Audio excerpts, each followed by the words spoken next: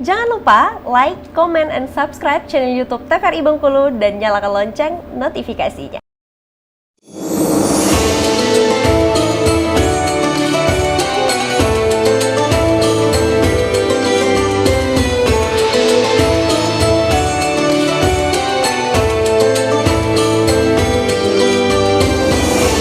Baik pemirsa di studio dan juga di rumah, kita masih di Mutiara Kalbu TVRI Bengkulu tentunya untuk sore hari ini masih bersama dengan Bapak Ustadz Ikhwan Nasution dan tema kita masih menjaga sholat 5 waktu.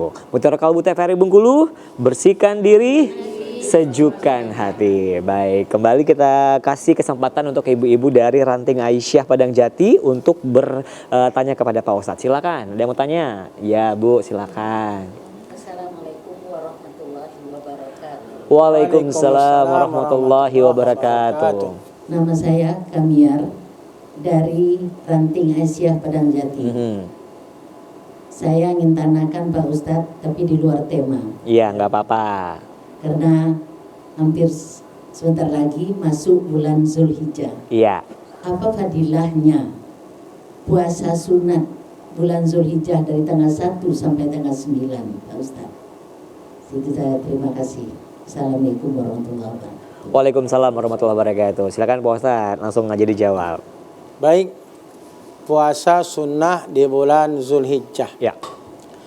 Insya Allah ya, kurang lebih sebulan lagi ya Bang Fahmi. Hari ini kita sudah masuk 26 Syawal. Ya. Tinggal 3 hari lagi habis Syawal. Kemudian masuk bulan Zulqa'dah. 1 bulan Zulqa'dah masuk kita ke bulan Zulhijjah. Artinya tinggal 32 hari lagi kita masuk bulan Zulhijjah. Jadi berbicara bulan Zulhijjah, bahwa betul tadi yang ditanya Ibu. Jadi Zulhijjah itu memiliki keistimewaan Bang Fahmi, bahwa ada bulan yang disebut bulan mulia dalam Quran. Dalam Quran surah At-Taubah ayat 36 itu kan, Inna iddatas syuhur indallah isna asyara sahran fi kitabillah yauma khalaqas samawati wal ard minha arba'atun hurum. Sungguh kata Allah, jumlah bulan di sisi Allah, Allah telah menciptakan bulan, itu jumlahnya ada 12 bulan. Jadi ketika Allah ciptakan langit dan bumi, bulan itu sudah Allah tetapkan. Sudah Muharram, Safar, Rabiul Awal dan seterusnya sampai Zulhijjah bulan terakhir. Jadi Allah yang menetapkan bulan 12 tuh, jumlah bulan. Dari 12 bulan itu kata Allah, minha arba'atun hurum. Ada 4 bulan mulia. Jadi tidak semua bulan itu mulia. Ada kemuliaan-kemuliaan yang Allah berikan. Jadi dari 12 bulan hanya 4 bulan mulia, yang disebut bulan hurum. Mulia itu maksudnya, salah satu yang disebut bulan mulia itu keutamaannya, siapa beramal di bulan mulia, maka pahalanya melebihi amalan di bulan yang tidak mulia. Itu kemuliaan bulan mulia. Bahkan orang-orang dulu, orang jahiliyah memuliakan bulan mulia ini, sehingga mereka pun menahan diri untuk tidak perang. Jadi orang Arab dulu, orang-orang jahiliyah dulu punya kebiasaan perang antar suku. Tetapi ketika masuk bulan mulia, mereka menahan diri untuk tidak perang. Apa aja 4 bulan mulia itu? Disebut dalam hadis, bulan mulia itu ada 4. Salasun mutawaliyat, 3 berturut-turut tapi 1 yang terpisah. Yang berturut-turut apa itu? Zulqa'dah, Zulhijjah, Muharram. Ini berturut, dan yang terpisah adalah Rajab. Nah, Zulhijjah adalah 1 dari 4 bulan mulia. Artinya bukan hanya Zulhijjah. Ada 4, Zulqa'dah, Zulhijjah, Muharram, dan yang terpisah adalah Rajab. Nah, artinya beramal di bulan mulia ini, maka kita dijamin pahalanya melebihi dibanding kita beramal di bulan lain. Tapi ada dari 4 bulan mulia ini, ada yang lebih mulia. Betul tadi bulan Zulhijjah Bang Fahmi. Itu kapan? 1 sampai tanggal 10 Zulhijjah. Apa bukti dia mulia? Kata Nabi, ma min ayamin al-amalu sholih fiha ahabbu ilallah illa min ayamin asyrin. Tidak ada amal soleh yang paling Allah cinta. Tidak ada amal soleh yang paling Allah cinta, kecuali amal soleh yang dikerjakan di 10 pertama bulan Zulhijjah. Di 10 pertama. 10 pertama bulan Zulhijjah artinya dari tanggal 1 Zulhijjah sampai 10 Zulhijjah. Amal soleh yang dikerjakan di 10 hari pertama Zulhijjah, itu amal yang kata Nabi paling Allah cinta dibanding yang lain. Ketika itu sahabat bertanya, qalu walal jihadu fi sabilillah. Rasul, termasuk bisa mengalahkan jihad di jalan Allah kah? Amal soleh 10 hari pertama bulan Zulhijjah? Kata Nabi, walal jihadu fi sabilillah. Iya, mengalahkan jihad fi sabilillah. Illa, kecuali kata Nabi, rajulun, orang yang tadi dia berangkat jihad bimalihi wa nafsi, dia berangkat jihad dengan hartanya, jiwanya, kemudian dia mati di medan jihad. Dia bawa seluruh harta, dia mati syahid. Maka kecuali itu. Artinya kalau ada orang berangkat perang kemudian dia menang, maka pahala orang berangkat perang itu bisa dikalahkan dengan beramal di 10 pertama bulan Zulhijjah tadi. Nah, hadisnya adalah amal soleh. Artinya apapun amal soleh. Jadi bukan hanya puasa, apapun amal soleh. Karena hadisnya, ma min ayamin al amalu soleh fiha habu ilallah. Tidak ada amal soleh yang paling Allah cinta kecuali amal soleh yang dikerjakan 10 hari pertama bulan Zulhijjah. Artinya apa? Seluruh amal, artinya sekecil-kecil amal soleh yang kita kerjakan dari tanggal 1 sampai 10 Zulhijjah, amal yang kecil itu lebih baik mengalahkan jihad di jalan Allah. Nah, apa amalnya? Apapun. Maka salah satu anjurannya memang adalah puasa sunnah. Karena memang puasa itu puasa ibadah yang paling Allah cinta. Karena Allah sendiri menjamin, wa ana ajzibih, aku langsung yang memberikan balasan kepada orang puasa. Saking senangnya Allah kepada hamba yang berpuasa. Bagaimana yang tak sanggup puasa? Boleh tak puasa? Perbanyaklah amal soleh yang dia mampu. Mungkin baca Qur'annya, mungkin banyakkan tadi solat taubatnya, solat hajatnya, mungkin banyakkan sedekahnya. Pokoknya banyakkan amal soleh dari tanggal 1 sampai 10 Zulhijjah. Dapat pahala yang bisa mengalahkan jihad. Puncaknya ketika 10 Zulhijjah. Apa itu? Berkurban. Jadi puncaknya 10 Zulhijjah berkurban. Jadi tidak ada amal yang paling Allah cinta di tanggal 10 Zulhijjah atau hari nahar kecuali mengalirkan darah, adalah berkurban. Nah, ini tadi memang disunnahkan puasa tanggal 1 sampai 9 Zulhijjah. Kalau mampu. Tapi kalau tak mampu, aku tak mampu puasa 9 hari, minimal ambil tanggal 9 Zulhijjah. Ambil tanggal 9 Zulhijjah yang disebut hari Arafah. Arafah artinya orang yang haji sedang wukuf di Arafah, Bang Fahmi. Jadi saudara kita yang berangkat haji, mereka sedang puncak haji. Al-hajju Arafah, kata Nabi. Haji itu puncaknya wukuf di Arafah. Maka yang sedang haji, mereka tidak disunahkan tanggal 9 Zulhijjah itu untuk puasa. Karena mereka membutuhkan kekuatan fisik yang luar biasa. Mereka wukuf. Maka mereka tidak sunnah puasa. Tetapi kita yang tak haji, sebaliknya disunnahkan untuk berpuasa. Maka kata Nabi, hajju du'afa saumu yaumi arafah. Hajinya orang yang tak haji, hajinya orang yang tak mampu, hajinya orang yang tak berangkat haji, maka kata Nabi, berpuasalah dia pada hari Arafah, tanggal 9 Zulhijjah. Apa keutamaan 9 Zulhijjah hari Arafah kalau kita puasa? Kata Nabi, yukafiru sanatal madiyah wal baqiyah. Diampunkan dosa kita 2 tahun. 1 tahun yang lalu dan 1 tahun yang akan datang. Puasanya hanya sehari, tapi diampunkan dosa 2 tahun. Setahun lalu, setahun akan datang. Ramadan 1 bulan penuh kita puasa, yang diampunkan dosa setahun yang lalu. Padahal puasanya 1 bulan penuh. Arafah hanya 1 hari, 9 Zulhijjah, diampunkan dosa 2 tahun. Setahun lalu dan setahun akan datang. Ini bukti bahwa betapa hebatnya amalan di 10 pertama bulan Zulhijjah itu. Artinya ibu tadi, bolehkah kita puasa? Boleh. Niatnya apa? Sengaja aku puasa sunnah di bulan haram, di bulan mulia, tanggal 1 sampai tanggal 9 Zulhijjah. Kalau berat, minimal ambil tanggal 9 Zulhijjah. Minimal. Kalau sanggup ya tanggal 1 sampai 9 Zulhijjah.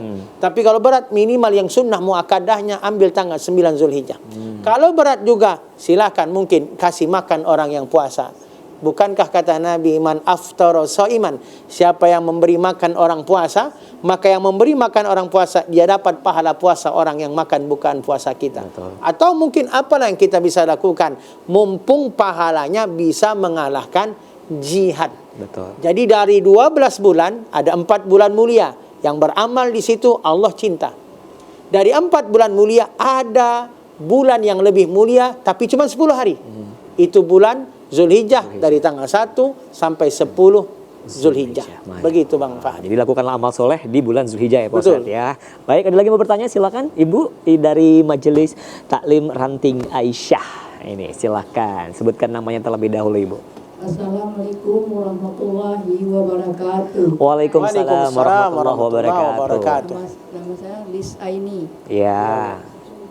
Nanya Ustadz, Iya, Bu. Ya. bagaimana caranya, solusinya Ustadz, kita sholat yang khusyuk Ustadz? Oke. Terima kasih. Baik. Assalamualaikum warahmatullahi wabarakatuh. Waalaikumsalam warahmatullahi wabarakatuh. Sholat yang khusyuk Pak Ustadz, katanya bagaimana caranya, bagaimana tipsnya agar kita sholat khusyuk. Karena kalau sholat yang khusyuk ini memang agak susah Pak Ustadz ya. Ya. Banyak pikiran-pikiran yang masuk nih Pak Ustadz kalau lagi sholat gitu. Boleh silakan Pak Ustadz. Baik. Setiap ibadah itu ada setannya Bang Fahmi. Setiap ibadah. Jadi setiap ibadah, apapun ibadah, pasti ada setan. Karena setan itu kan punya sifat dendam. Setan itu tak mau kalau kita beribadah. Maka dalam sholat ada setan yang khusus dikirim oleh iblis untuk merusak sholat kita. Nama setan itu namanya khinzib atau khanzab. Nama Bang Fahmi bukan kan? Enggak ada Pak Ustadz. Fahmi khinzib bukan kan? Bukan Pak Ustadz. Alhamdulillah.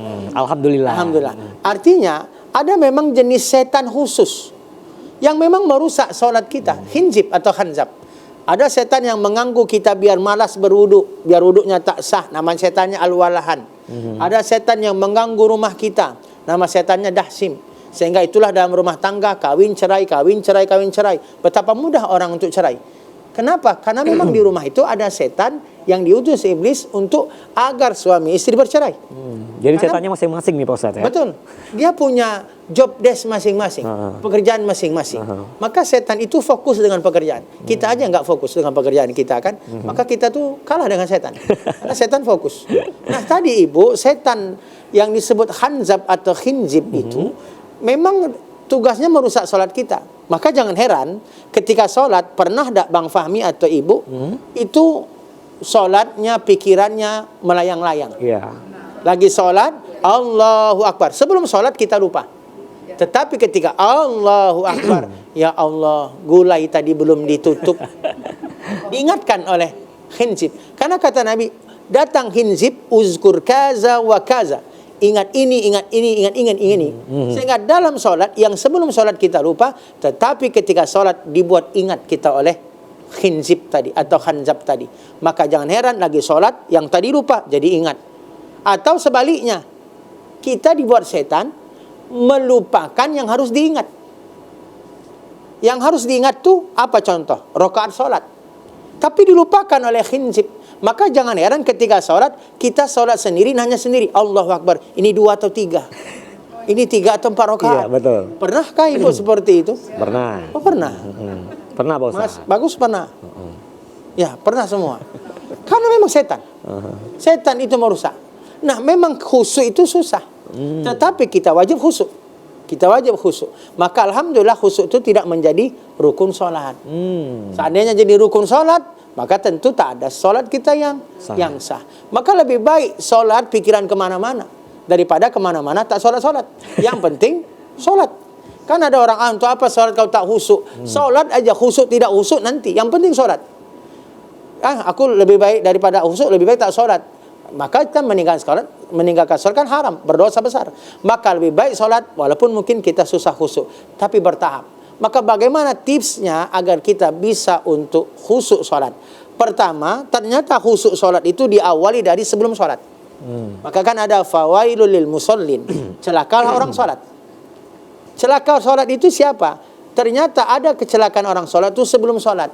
Maka harus apa yang kita perhatikan? Pertama, bagaimana cara sholat khusyuk sebelum sholat? Apa itu urusan di WC? Masalah ceboknya kita ketika kencing, istinja. Maka bagaimana sholat mau khusyuk kalau masih ada najis? Maka jangankan khusyuk, sah saja tak. Ya, maka tadi diawali dari mungkin kalau kencing jangan sampai merci air kencing kita, istinja, cebok bahasa kita, jangan sampai masih ada bersisa najis. Karena ingat salah satu syarat sah sholat suci dari najis maupun hadas.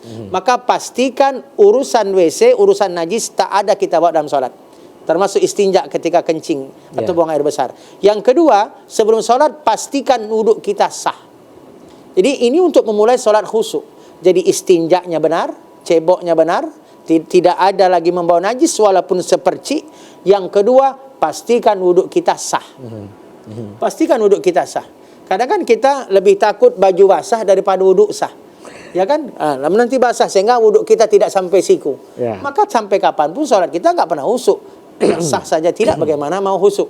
Maka sempurnakan urusan WC, sempurnakan urusan wuduk, selesai, baru solatnya. Bagaimana solatnya? Banyak ulama berijtihad, baca auzubillah agar setan tak menguasai kita ketika solat. Ada juga mengajarkan baca surat Quran, surat An-Nas, Qul a'udzu birabbin nas, dan seterusnya. Kalau Nabi pesankan kepada kita, uzkuril mauta fi shalah, ingat mati ketika akan solat tuh. Jadi salah satu tips untuk bisa khusyuk apa? Ingat mati. Jadi seolah-olah ini adalah solat terakhir kita. Jadi ketika kita menganggap ini solat terakhir, maka tentu kita solat kita nikmati, karena habis ini kita mati. Itu salah satu tips yang diajarkan Nabi. Nah, kemudian bagaimana biar juga bisa khusyuk? Pahami bacaan. Jadi pahami bacaan solat kita. Kalau kita tak paham dari apa yang kita baca dalam setiap doa solat, maka susah memang untuk khusyuk. Ibarat begini, burung beo. Burung beo itu kan bisa ngomong, tapi dia tak paham. Apa kata burung beo? Selamat pagi, selamat pagi. Tapi harilah sudah maghrib. Masih aja selamat pagi. Dia bisa ngomong, tapi tak paham kondisi. Begitulah ibarat. Kalau kita sholat tak paham apa yang kita baca dalam sholat itu. Maka salah satu trik juga dalam sholat agar khusyuk, pahami setiap bacaan. Karena semua itu kan kebutuhan dalam doa kita. Ketika sujud, subhana rabbiyal a'la, kita mengaku, ya Allah engkau maha tinggi. Ketika duduk antara dua sujud, doa kita, rabbighfirli, ya Allah ampuni aku. Warhamni, ya Allah sayangi aku. Itu kan doa-doa semua. Tapi kalau kita tak paham, tentu hanya sebatas lisan. Maka solat itu, khusyuk itu menggabungkan antara lisannya, hatinya, dan otaknya. Maka insya Allah berangsur-angsur kita akan mudah khusyuk. Mungkin begitu Bang. Baik, terima kasih Pak Ustadz. Kita akan jeda iklan dulu ya. Nanti kita akan lanjutkan kembali, dan juga ibu-ibu. Kita akan lanjutkan kembali setelah jeda berikut. Tetap bersama kami di Mutiara Kalbu TVRI Bengkulu.